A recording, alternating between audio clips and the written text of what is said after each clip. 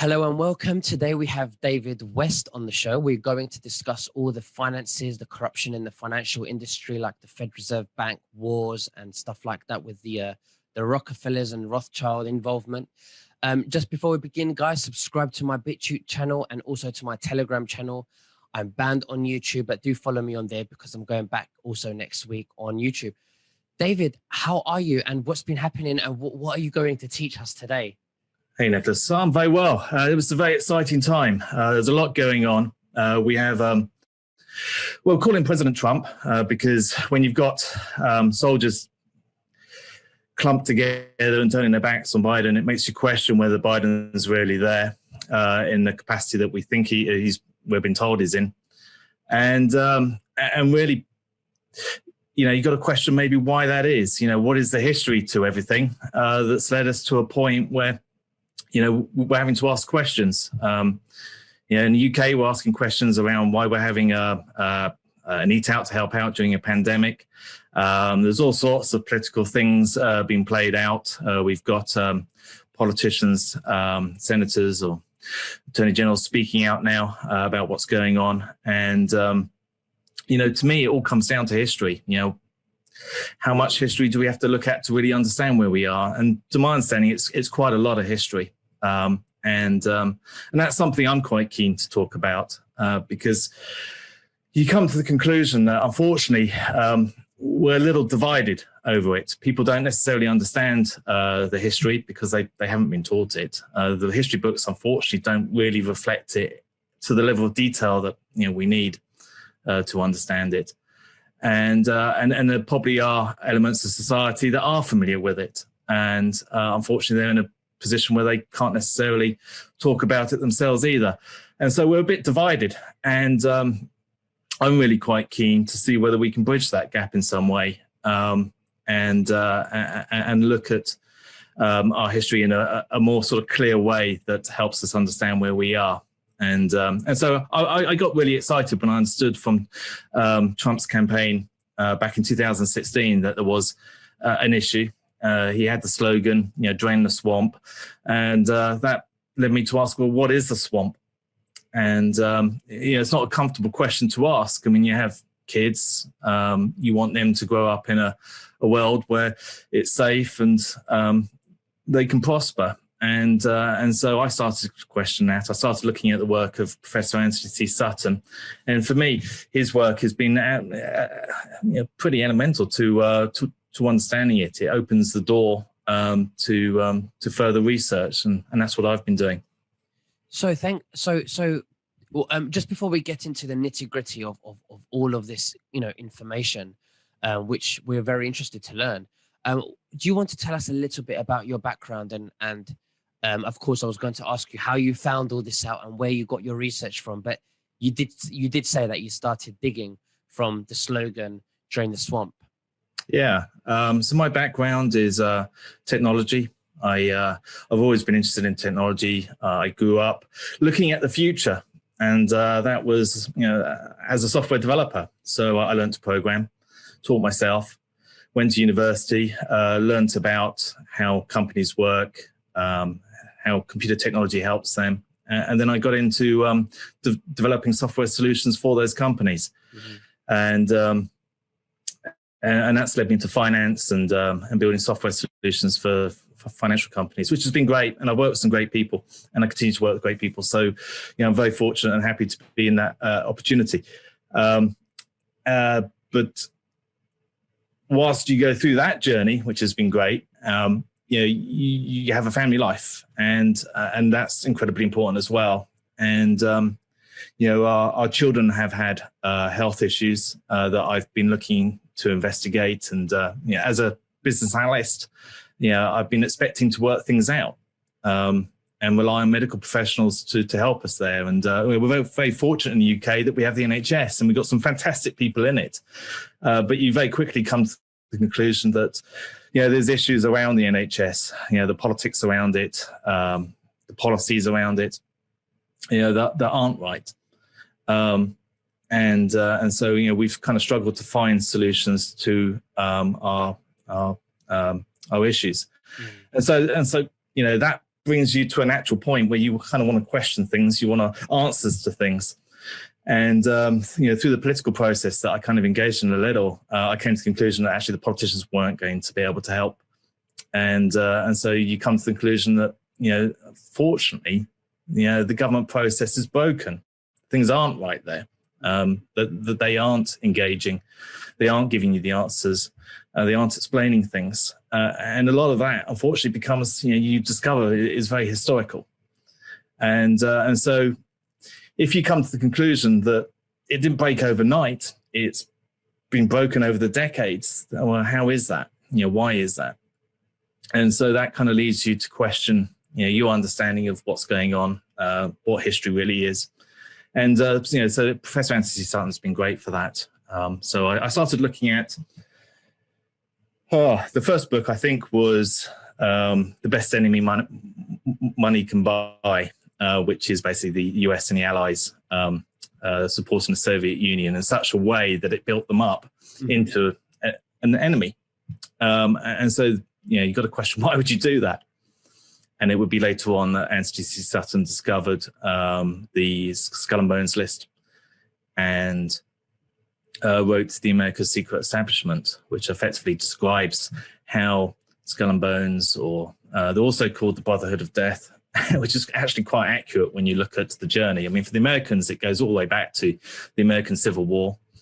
It goes through the Spanish-American War, World War I, World War II, the Cold Wars, Korea, Vietnam. It's all there, all the way through to the War on Terror, which we know was George Walker Bush, Skull and Bones, 1968.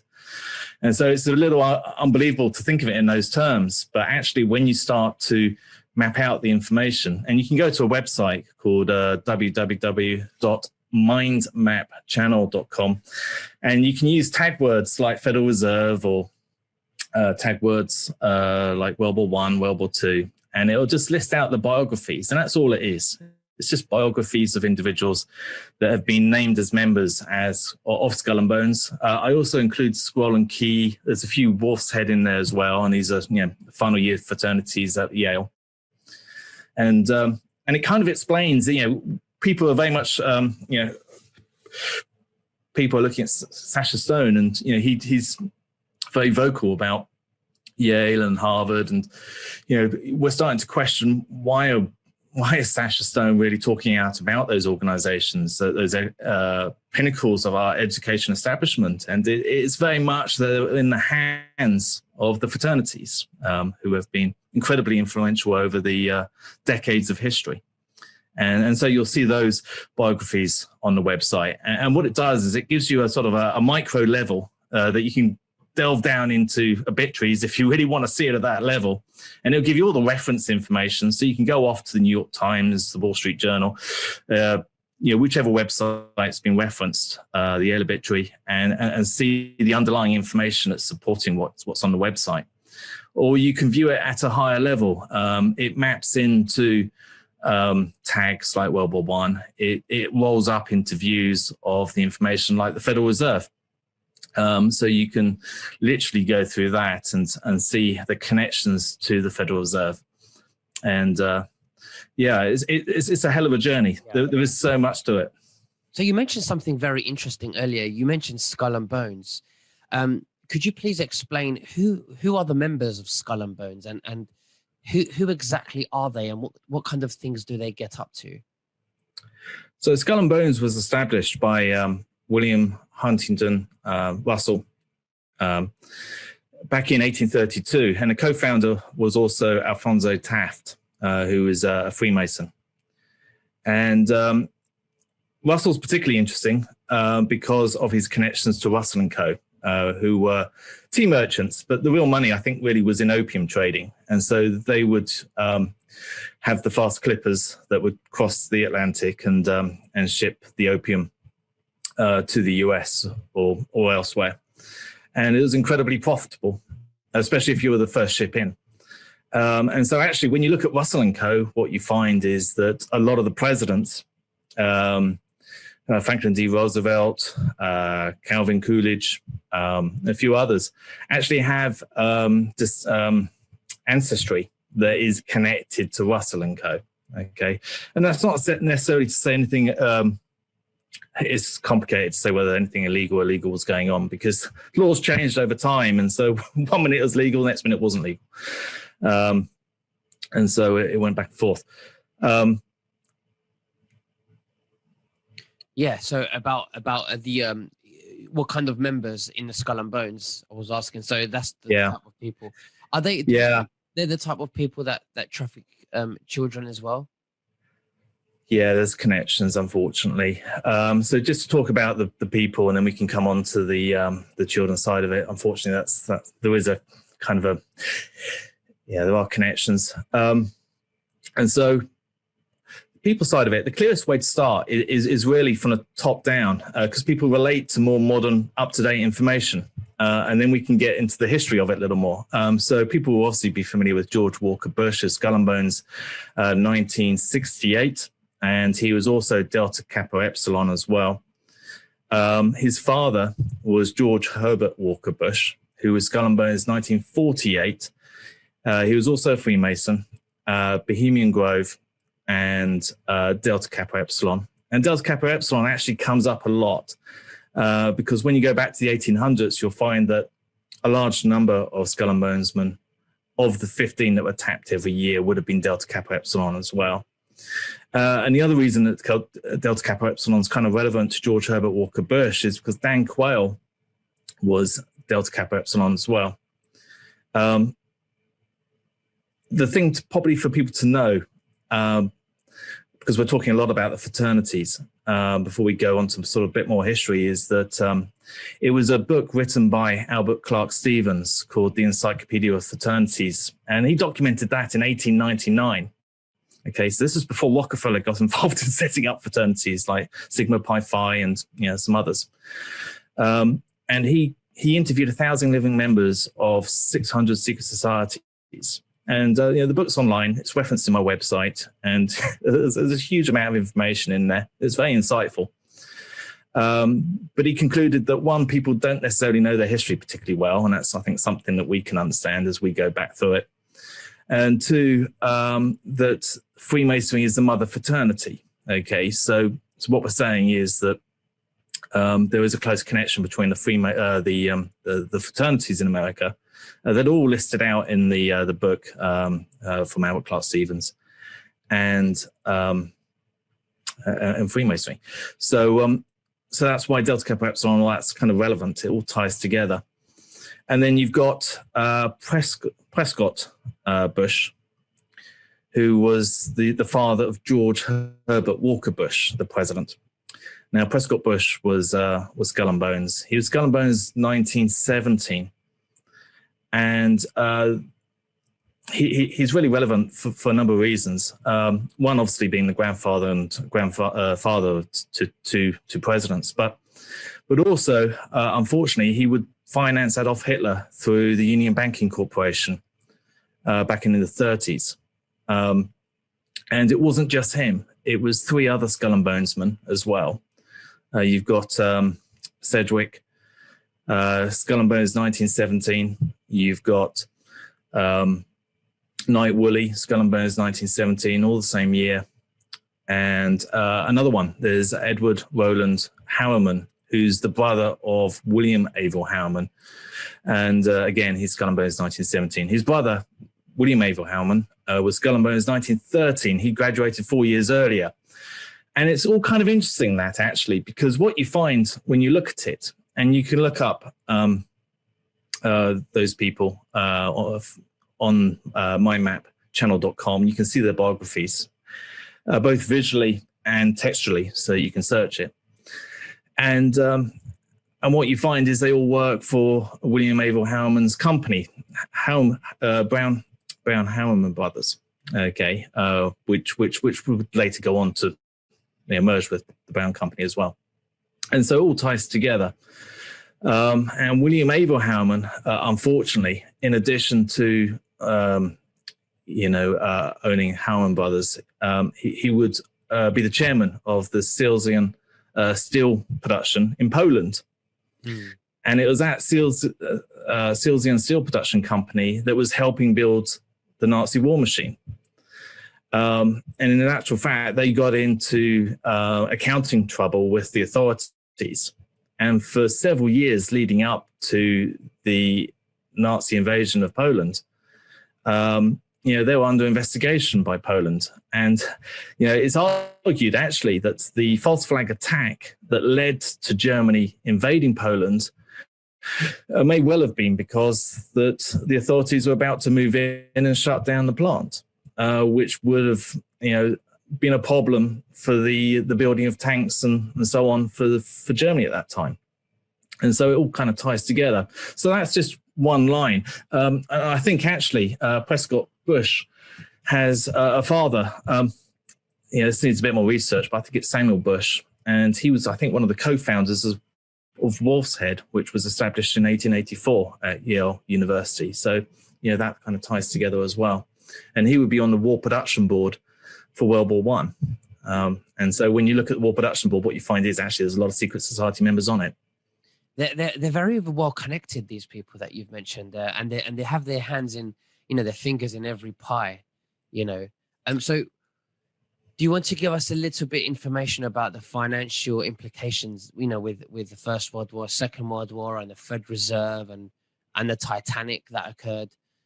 Yeah. So, I mean, the Titanic's an interesting story, right? It's epic in scale simply because of the size of the ships, the fact they built 3 of them, the fact they built them at the time where the aircraft industry was starting to take off, if you pardon the pun. The White brothers were really getting into developing their technology. They were patenting technology. JP Morgan was investing in the White brothers. So you've got this huge overlap between this need for luxury as you're crossing the Atlantic, but the need for speed to cross the Atlantic. Speed is becoming increasingly more important. Communication is becoming increasingly important. You've got Marconi and various others setting up their wireless communications, and even the Titanic, I think, had a wireless Marconi system, which kind of becomes interesting.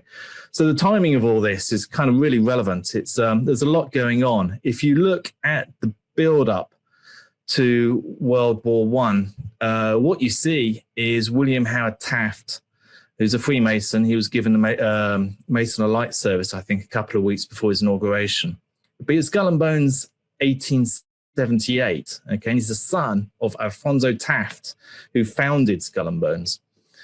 And he appointed him Secretary of War, leading up to World War One. And so when you look at what he was actually doing, he was looking at organizing the US Army, in effect, in preparation for World War One.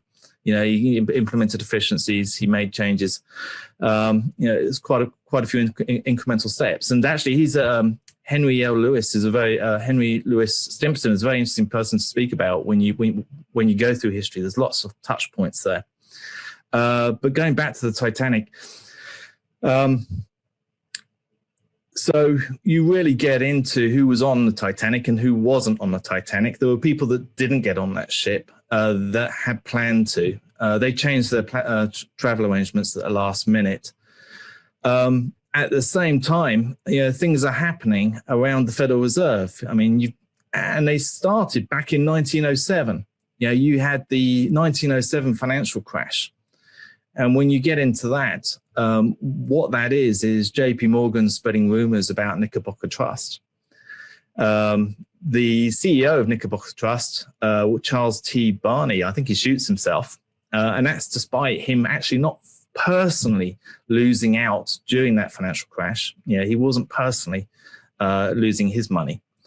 The vice president for Knickerbocker Trust was Frederick Walcott, which is interesting because when you're talking about Skull and Bones, you've got to understand they don't back one side. They're on both sides. It's Hegelian dialect, and they do that to control the argument. And you can do that. You can do that by being the editors, by being the publishers, by being the investors in the companies. And historically, when you look back at history, that's exactly where they are. People talk about Operation Mockingbird being in the 1950s. Actually, when you start looking at it from the view, the perspective of the societies, the fraternities, you can go all the way back to Henry Jarvis Raymond, who was the co-founder of the New York Times. His son was Skull and Bones. In fact, his son was tapped the same year that his father, the co-founder of New York Times, died suddenly of a heart attack. And that was unexpected. So it's kind of interesting how that all aligns. So in 1907, you got the financial crash that kind of leads into conversations around, the setting up of a new money system, a more stable money system. You've got Skull and Bonesmen around that time that are on committees and organizations relating to an argument for a sound banking system. And so the arguments are there to push the storyline forward. And so you get into the secretive meeting on Jekyll Island. That obviously entails Nelson Aldrich, who's a Freemason, but more importantly, he's a part of the Senate Four, and you can look those up. I think I've got the names here actually. Let me just check those names for you.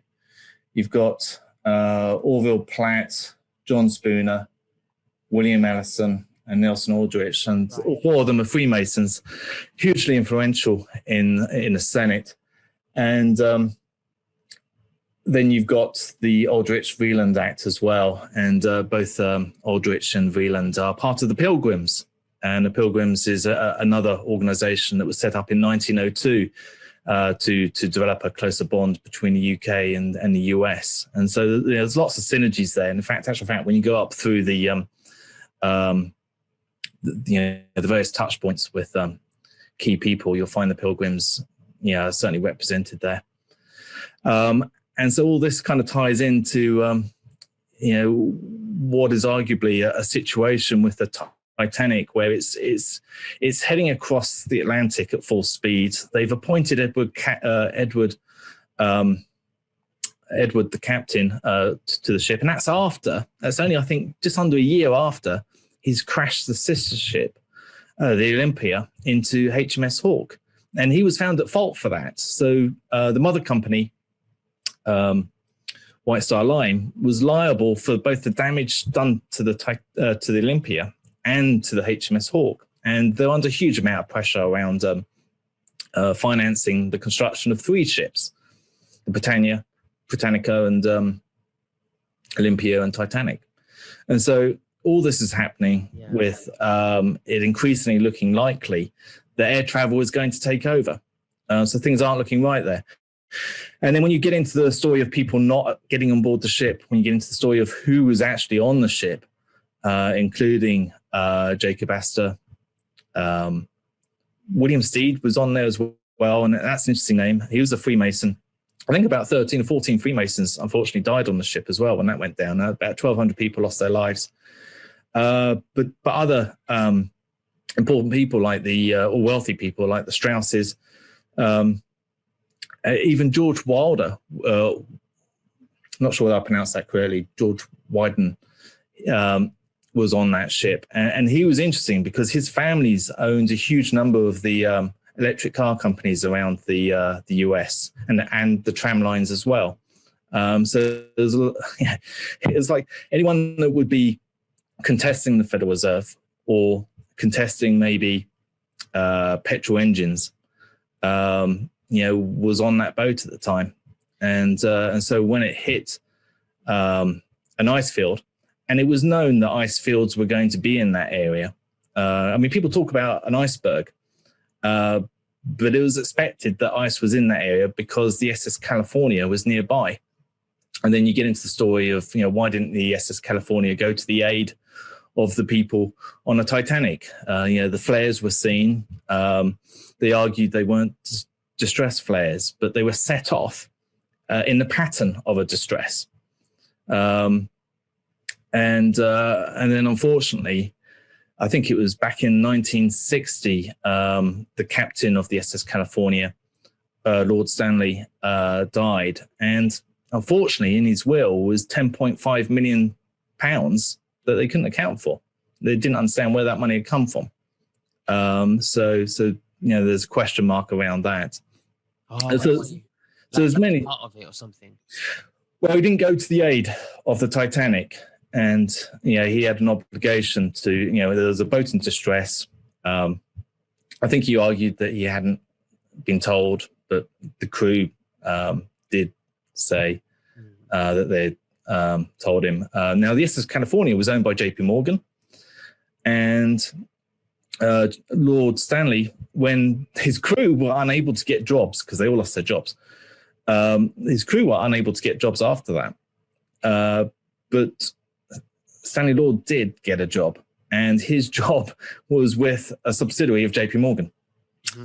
And so, all that kind of ties together a little in regards to the history of it all. So but there's lots of other things. So it was a very, demonic way of killing people as well, or because they suffered these people. They wanted to get rid of them for power. And not only did they just die, but they suffered, and it just makes you realize just how sick these people are. And they, so they managed to get rid of the good guys, the powerful good guys at the time. And then less than a year later, I think they created the Fed Reserve Bank. Yeah, absolutely. So, I mean, you've got rid of the competition. It's argued that the Strausses, Jacob Astor, John Guggenheim, combined wealth was absolutely huge. And that given their financial interest in everything, they would probably have argued against a private central bank because they wouldn't have been a part of the plan to create it. And so they may well have opposed it. We'll never know. But that's, probably quite a reasonable conclusion. And so what we have, I think General Stumblebind, I find quite inspirational because I didn't really understand how intelligence works, and he put it quite plainly, and I think it's very easy to follow. What we're talking about is lots of dots of information, now each dot, the fact that a Strauss was on a Titanic, the fact that, various other important people on a Titanic, each individual dot doesn't necessarily mean anything. But when you build the dots up, they start to paint a picture. And then you've got to interpret the picture, because when everything else is telling you something that, contradicts that picture, you've got to decide, what do you believe? And the dots add up. It's a bit like a Monet. When you stand back and look at the full picture, the picture is huge. And it certainly contradicts what history is telling us, because when you look at the work of Anthony Sutton, he's concluded, and I would agree with him, that war has been a process of creation. It's not political failure. The right people have been in the right place at the right time.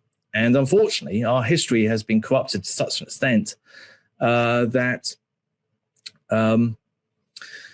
it's more about a sterilized version of history. It doesn't tell you the underlying themes, the underlying ideologies. It doesn't tell you the conspiracy that's going on underneath it. So what do you say now? I mean, we're in a situation where we have the Fed Reserve. It's been going on now for over 100 years. Apparently, Donald Trump has taken over control of the Fed 2020 March, and it's been dismantled, and they're going to file a full audit, which we hope it would fail, which we know it would fail actually, because they're so corrupt. And he talks about a level playing field of all currencies, because we do understand that there are many currency manipulators on currencies on the Fed Reserve. So what's your take on all this, on about the currency reevaluations for countries to compete fairly? Yeah. Oh, I'm very excited. I think it's a great opportunity. I think what we're going through at the moment is fantastic. It's a great opportunity for people to question their understanding of history, of where they are. A lot of our history has been about our money system, and it's incredibly important. As a father, I haven't been happy in the way that property prices have been going up, and the amount of debt that I and many others have been taking on to maintain our way of life. And it's certainly not a level of debt I'd ever want my children to take on. I think it is a great opportunity to stand back and look at the way that we've been doing things. And when you look at the history of the Federal Reserve and how it's all played out with financial interests of people that aren't democratically elected, then and even when they are democratically elected, it's they're playing out to Nelson Aldrich was the father-in-law to John D. Rockefeller Jr., right? So it's all been too connected. So I'm very excited. I think from what I'm hearing, the Federal Reserve has moved under the US Treasury. Given my research around Skull and Bones, it didn't go amiss that Steve Mnuchin was Skull and Bones 1985. So when I saw that, I was a little bit apprehensive. But everything seems to be going in the right direction. I guess we're talking about duality. So we've all got an opportunity to spend a bit more time on the white squares, show a bit more light, and I think that's what we need. I think we need more light. I think when you look back at history, Titanic, Federal Reserve, World War I, World War II, because all that happens in sequence, right? You got the Great Depression in between, and the Federal Reserve, according to Ben Bernanke, was complicit with all that. And when you look at who was the chairman of the Federal Reserve just before, and just so that was from 1928 to 1940, which is basically the Great Depression, which is 1929 to 1941. That's George L. Harrison. His Skull and Bones 1910. So the whole thing ties together.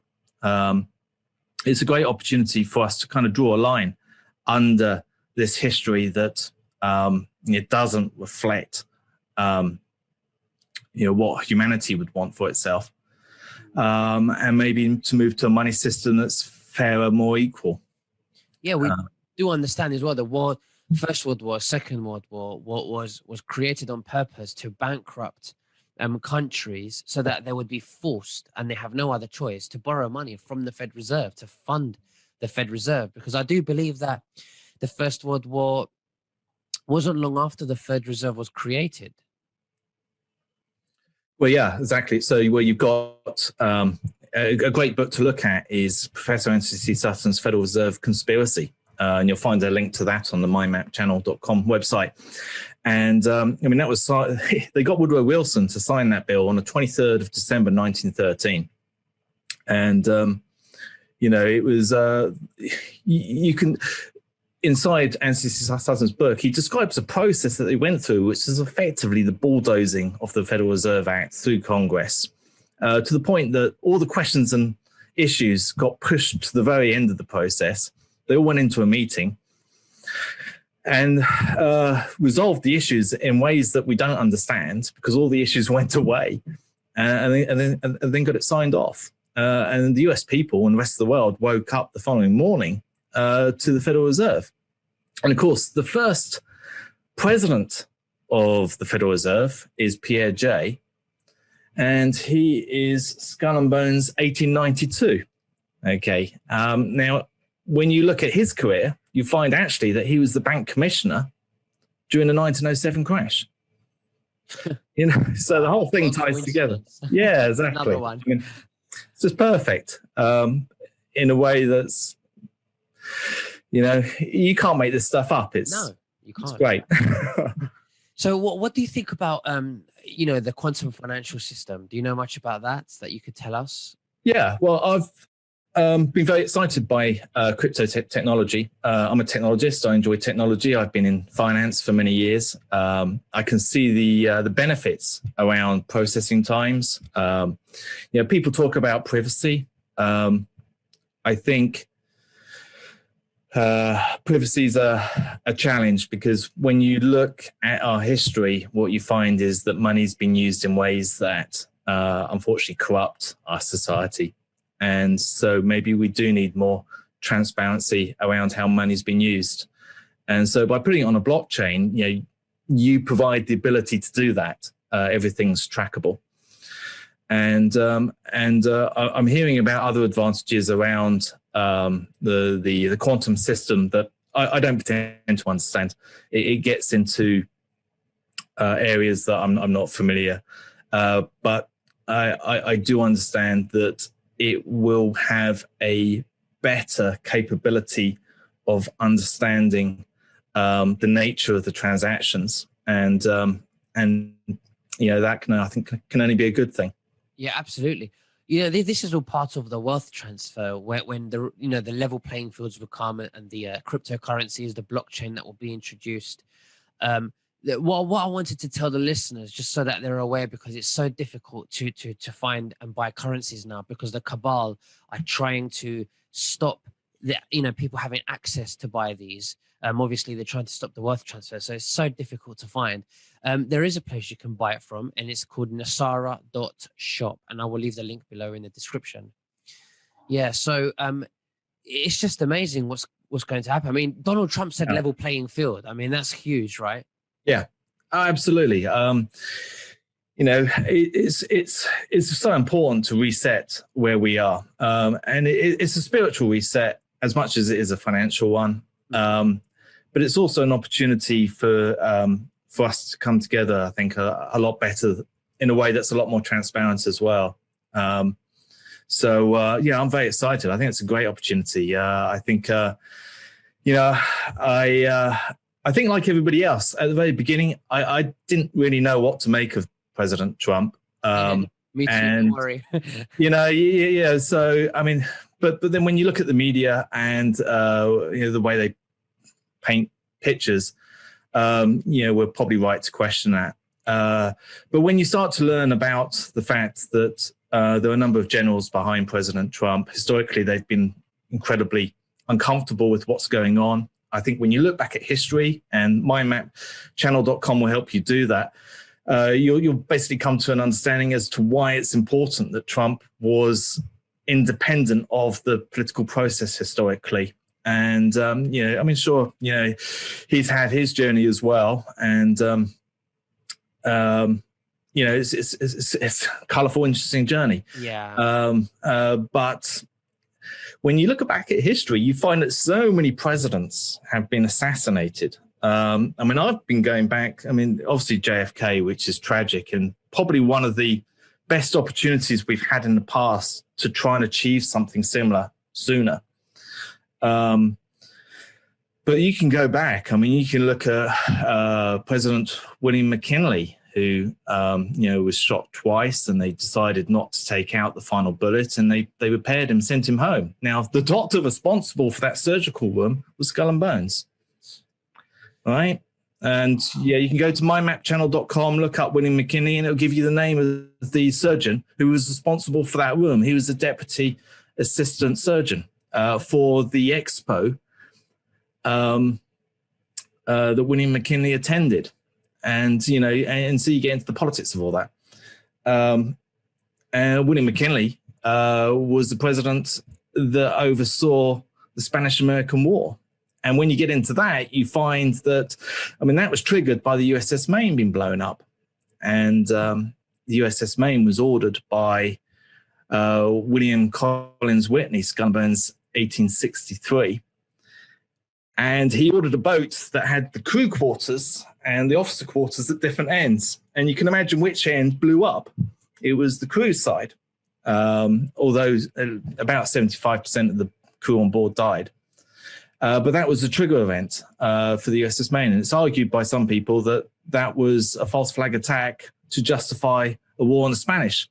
But when you look at that, it's probably a fair argument, because the settlement on the back of that was Cuba, which was one of the richest countries in the world at that time. And then all of a sudden, you've got national city banks popping up all over the place. So, would you say that, apart from just presidents as well, including presidents, but including presidents and more, would you say that in government over the past 100 years, there have been hundreds and hundreds of people that have been assassinated, who have been trying to do what Trump's doing today, but collectively? I think the risk is definitely there. When you look at Gary Webb, who is an investigative journalist exposing Iran-Contra, he was shot twice in the head, and his... Did you say Ivanka?